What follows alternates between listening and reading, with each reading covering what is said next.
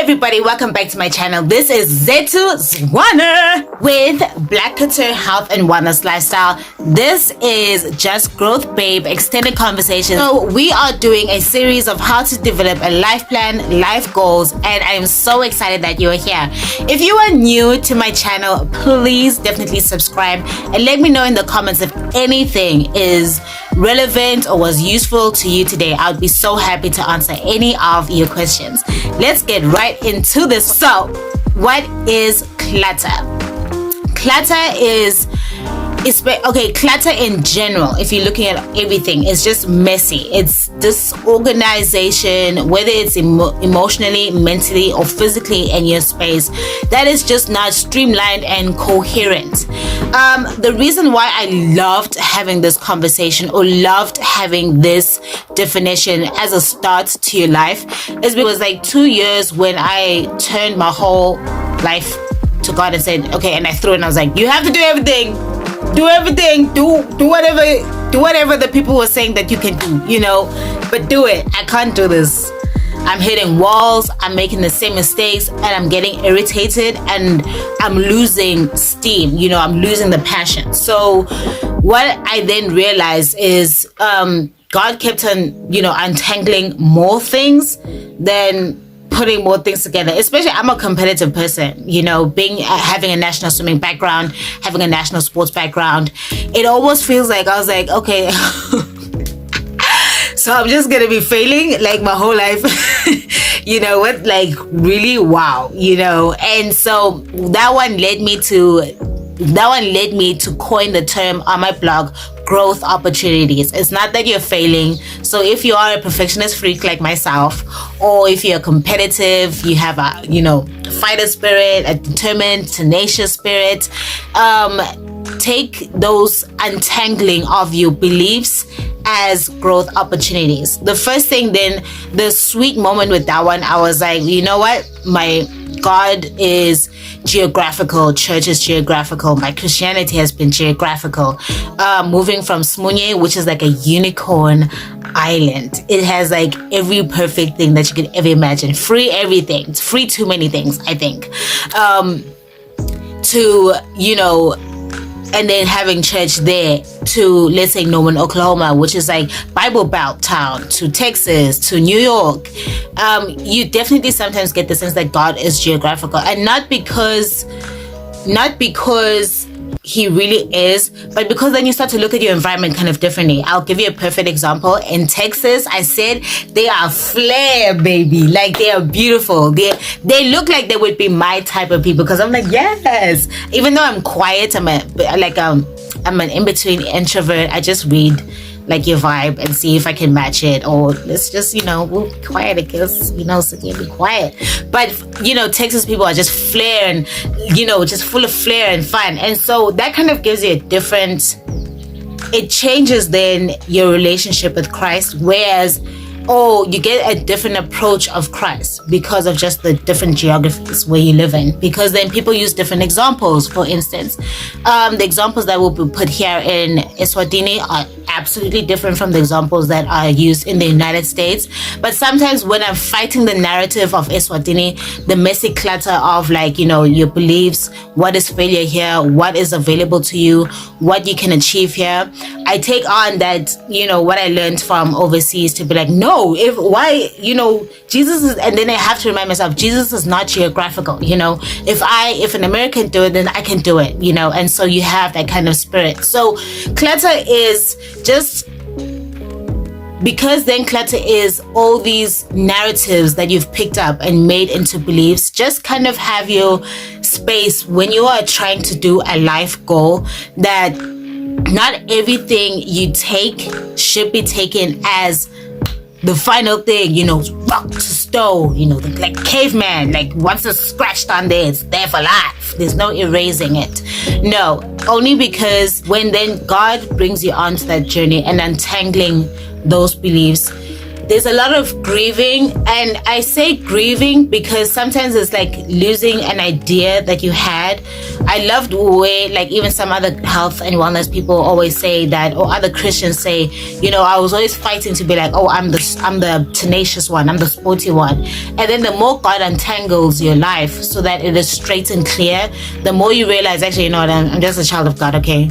I don't want any labels, Jesus. I don't want labels, okay? They give me headaches now. Because then the next season, it's untangling of that label. And then you're like, okay, what, like, well, who am I, you know? Like, who am I in Christ? And I think the more that you allow those untanglings to take place and then go back to who am I in Christ, write that down. So one of the things that you're going to be hearing me say consistently on here is just write it down, girl. Write who am I in Christ.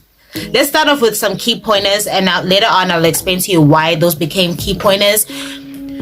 God's character. Write down God's character. So whether you are in the rural village, which I like to call cow country because that's where I am, in cow country, okay, whether in town, whether you are in Asia, or whether you're here in Eswatini, whether you are in the United States, you don't have to have traveled overseas to kind of say, no, you know, if an American has a testimony that says ABC, I can't be like, no, but that won't happen. That will never happen here. And so I was like, child, I cannot wait. I cannot wait till we get deep into this one, because I'm living whatever life that God, if I say, God, I really want to do this, and He allows me to do it, I can live the same life as an American. I don't have to be overseas to achieve the goodness that is available here. So then that means that there's no more scarcity. You can't have this idea of scarcity based on region, because then you're limiting who God is. So write down the characters of God and write down the promises of God. And then the other thing that I would love to encourage you to do, and this one is with a grain of salt, if you have a testimony, if you start to, especially if you're like me, where people always been like, you know, Jesus led me here, and oh, Jesus took me out of, Jesus told me not to sit here, and I was like, what are you talking about? Just have the grace to, you know, say that, hey, this is, I want to hear your voice. I want this opportunity to hear your voice. What's very beautiful with my experience with Christ is that He always said that you are worthy. And then I was like, my thoughts are like, you're unworthy. And so it was like those two always bounce off each other. And so you kind of have to write down what you are hearing, you know, so that you can kind of say that, okay, no, actually, this is what I'm hearing. If God puts you in a difficult place, for example, that was done with me, and then your first reaction, you want to just, you know, look threatening, so that, you know, the person backs off. Christ will ask you like, okay, but why do you feel like you need to do that? Do you not feel secure in, you know, in my holy place, in my hiding place, like in leaning on me to be your banner, to be your provider, to be your healer? And so then that one becomes that question. It's not, you know, confronting like, yeah, village people in this area, they're always like this, because that is a messy, clutter kind of belief that we have, or you may have. But then it's then moving into, okay, what is Christ then leading me into believing? It's to purify that inner child who needed to protect themselves, if that was the case, that inner child that needed to over-explain themselves, if that was the case. Whatever your current narrative is, whatever your current situation is, like spiritually, emotionally, and like your environment, is something that is really important. Finally, Christ is it's so beautiful. The reason why then I started writing a lot on my blog, and I guess here I'm sharing behind the scenes of why I wrote a certain type of way, is here in Eswatini, there's a lot of bewitching, right? People believe in a lot of like bewitching. And so when you're going through spiritual warfare, it really then becomes difficult to it becomes difficult to understand why you're going through this. For example, I sometimes believe my story was, I have fragrances of Moses' story, where, you know, you don't speak enough, so you need to speak enough. It makes it very difficult to kind of see that God is hardening someone for the purpose of releasing your greatness, when you are constantly putting more power into the works of the devil. That's why I started writing. My earliest blog post was like, God is not geographical. He's not your leaders. He's not your community. He's not your country. He doesn't even like countries. Hello. Like, if you go read the story, when they first asked for a king, it disappointed him. Like, that one to me was like, when I was like, oh, Jesus, he looked so hard. It sounded, when I was reading that one, like he was really heartbroken. Like, he is the comforter of all comforters, the provider of all providers. And here you are thinking that a human is better equipped to do what God can do. And that is even a clutter. Like, that is a belief, a messy belief that we have. And it's rightfully so, because our whole entire lives are surrounded by narratives where it kind of seems like you need to have something outside of God to get where you want. You need to fulfill your abandonment. You need to get married. You need to fall in love. That triggered me a little bit because in our community here, maybe sometimes people they're very quick to be like, children these days are just, they're just loose. But a lot of the kids are abandoned.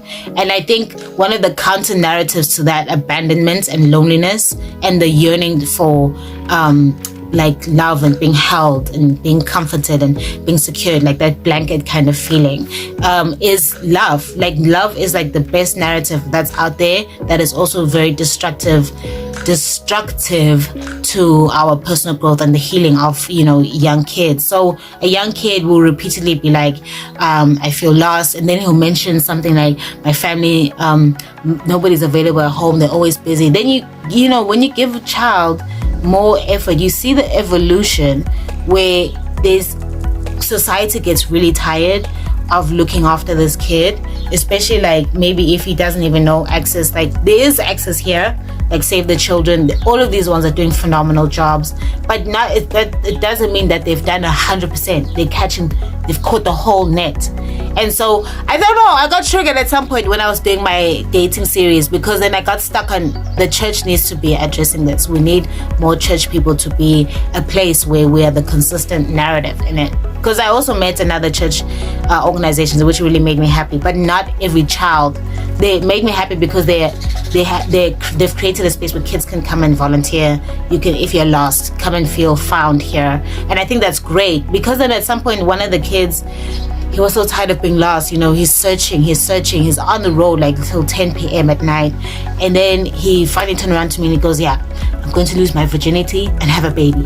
And I was like, I remembered talking to another young mom that was her same story.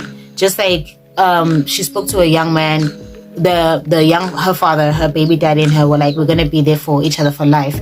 And you think that this baby is there. So then that means that there's something that's really profound and important about the narratives, that even if I'm not into dating, I'm still being exposed to this illusion of what will save me, whether it's money will save me, whether it's a career will save me, whether it's getting pregnant will save me. That illusion is still standing there. And so when he said that, I did have and it's learning for him. I had to recognize that we are the same person. I just chose that messy kind of idea in a different route than he did. And so I did have like that shock, and then he was like, oh, so you're going to judge me too? Because he was facing a lot of judgment. People were not being warm towards him. They were being very cold. And so I ended up being like, oh, no, this is my big sister mode. Then I was like, okay, you know what? You and I, we need to hang out this weekend. He didn't, then he started to ignore me. And I was like, oh, so you want to ignore your big sister, huh? You think you're better than me? Just to try and poke him to I know what it means to, because I do it. But I know what it means to, misread or have, because you've been confronted by the same kind of response, then shut down and just not want to do anything with you. So I had to poke him little by little so that we can go back to us talking. And then hopefully, it just means that I'm hopefully just one narrative that he can get into it. But it really did make me believe that, okay, that's why I think I just got triggered on my dating. I got sick and tired of talking about, okay, you guys are just yelling at each other. Let's get out the way. Let's talk about what the core reason is here. We need to have these conversations about your achy messes. Do you feel lost? What beliefs did we carry? Then finally, I want to say that just be hopeful, and I hope and I pray that you will take this journey as just to be like, you know what, right now, just do what I did. Okay, I want you to start like 2 years ago when I started. Okay, well, after I was like, okay, Jesus, yeah, you just every quarter, really, every quarter we just, there's a new belief. I must be like, no, it's fake. It's half truth. It's like 50% true or 20% true. So I want you to have that openness that everything that you've ever believed is just wrong. And the reason why I say that is because I kind of noticed that, I don't know, I've started to say this, that high school should be like spring break or a summer break. You know, you do everything exciting, everything new. Maybe it was a little bit muddy and icky and didn't make sense. Clicks made you feel some certain type of way. But I've noticed that a lot of people, when we have a lot of conversations, two things, it just showed me the power of the human brain. Somebody in preschool didn't want to get married because they got rejected in preschool. And then, but it was like an outburst. Like we're talking and I was like, I didn't want to get married. But then I was like, no, actually, why don't you want to get married? And then you press. And then the outburst is like, something happened to me in preschool. And it's like, preschool? So a lot of the times parents can't even catch anything, you know, have the heart, have the grace, have the forgiveness. And I'll be continuously saying that because we're exposed to so many things and we don't know how one small thing can differentiate you. For example, we were just talking about it this morning. There's a belief that I had one part of the narrative. So I had maybe paragraph 3. This individual had paragraph 2 of this belief. And it was so weird. I was like, you know what? If only we could put the paragraphs together, we would see that I took the same thing that we faced. I was like, yeah, I never want to see old people clothes, you know? And then that kind of played a construct in my idea of what is old people clothing? What does that actually mean? And what does that mean to me? Other individuals are going to take the same thing and maybe turn it and look at it in a different way. But when we're not putting those pieces together with God, it then persists that idea of maybe scarcity, that nobody loves me. I feel confused. I've been searching, you know, and then you turn like, oh, but love, the narrative of love, guys, is so big. There's so many, I love them. I love the shows, but there's so many shows where it just kind of confirms to you that, you know what, I won't be made whole up until I fall in love with someone. And, you know, I think we need to get onto this. You know, you need to join me on this one. I need to fight this one with you guys in the sense that the only way is God, is the only way to feeling complete and whole is with God, because then that allows you to give more grace to individuals over time when you don't get the expectations that you want, or when certain beliefs, when people have like different beliefs from you, how can you see God in just the progression of your life? So that is, to me, that's what clutter is. I think clutter in a way, it's just the beliefs and ideas that we have right now that may not be in your favor. So over time, we're going to be unfolding what I actually mean by that. I'll be giving you guys examples from when I was a writer, marketing and communications writer in a wellness place, and something that really made me reflect on even medical people can't fix what God can fix. And that's such a beautiful moment. And I hope to anybody who's sitting there being like, how do you speak to Jesus? What are you talking about?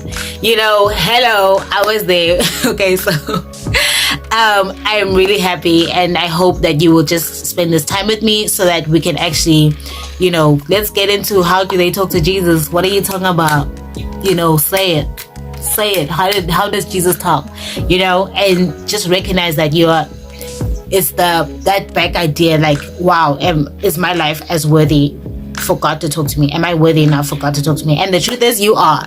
So let's get into it. Let's break down those ideas, those beliefs, so that we can build a godly life plan. Oh yeah, I forgot to say, have grace and room to feel like your life plan is wrong. Because at some point, okay, I was slapsticking God when I call it slapsticking now, but at the time I didn't think I was. God was God is so faithful. So he knew that he could take me when like a goal freak, you know. So we put the goals together and he helped me succeed. And then all of a sudden he's like, oh yeah, by the way, I don't want you to do this for the rest of your life. I was like, hey, you know,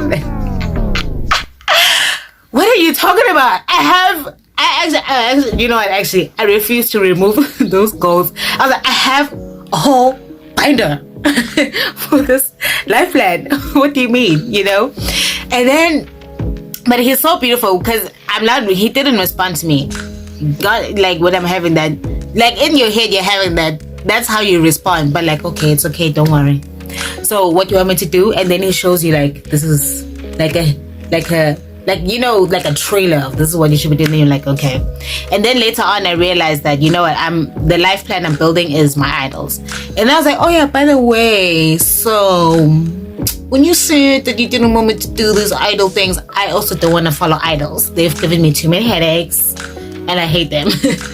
You know, so just be aware that the first thing with God maybe confirms that this is where you're supposed to be going. Sometimes there is a purpose to it. He just wants you to gain more trust in him so that when he does turn the situation around, you might get a fragrance. And you know what? Actually, for me, I should have known that God doesn't want me to do this because I had a lot, you know, when people from church or whatever, strangers, keep talking to you about the thing that God wants you to do, and you just keep looking at them like, yeah, in which world? In your world. Good luck to you.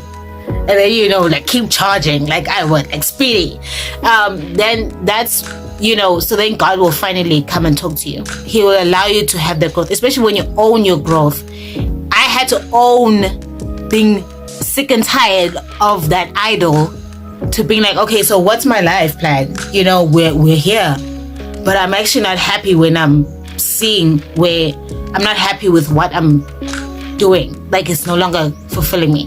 And then that's when he can turn you around. So I hope maybe you guys won't have to like go to the level where I went, because it is emotionally tiring in the sense that you know, stubbornly push your way through. If that is like who you, if you're anyway like me, I'm not sorry as well. But just to then take a break so that you can have the same stamina, have the same passion to go after now the right thing and the rightful thing that Christ wants you to do, and will give you the most happiness and give you the most peace. And the reason why I say that is because you've realized that even when things are messy, when you're being rejected a million times, I'm so happy to say that you'll find happiness in that moment. So yes, let's go after those growth opportunities. Let's live a life of breakthroughs. That is what I'm here to join some people. And life of breakthroughs is, as I hope you guys realize, is just healing from ideas, flaky ideas from preschool, if that's you, primary school, elementary school, high school, especially high school, guys. High school, somebody needs to go and tell these kids, high school, let me tell you something, high school is just you must say high school is a holiday, okay? I'm here on holiday with weird beliefs, period. Okay, and then when you are more emotionally grown, you hopefully university join these growth development places, or if you can in high school, join them. That's after I dislocated my shoulder and then realized, you know what, I can't be a national swimmer for life.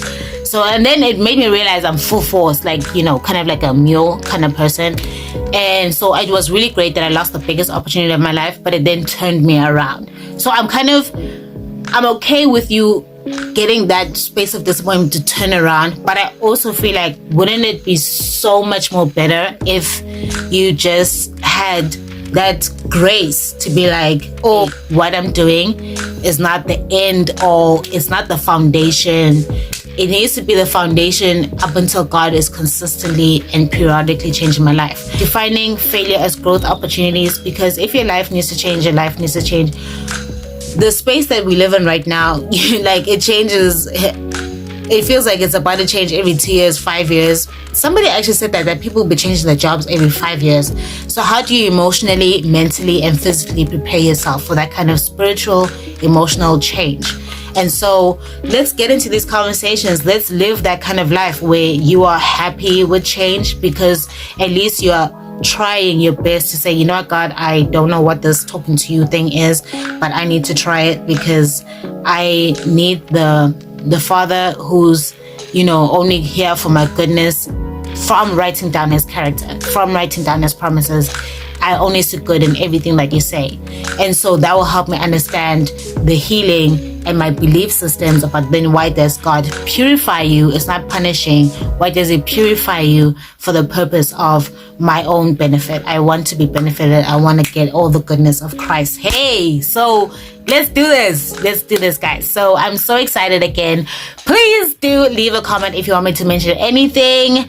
And I hope to see you next time. Live a life of breakthroughs, even if it's more importantly, if it is just your emotional, mental, and belief change. Live it, baby girl. Live it, boy. Live it, live it, live it, live it, live it. Go and live that life. Go and pursue those goals. Go and pursue everything that's goodness and deserving of you. I wanna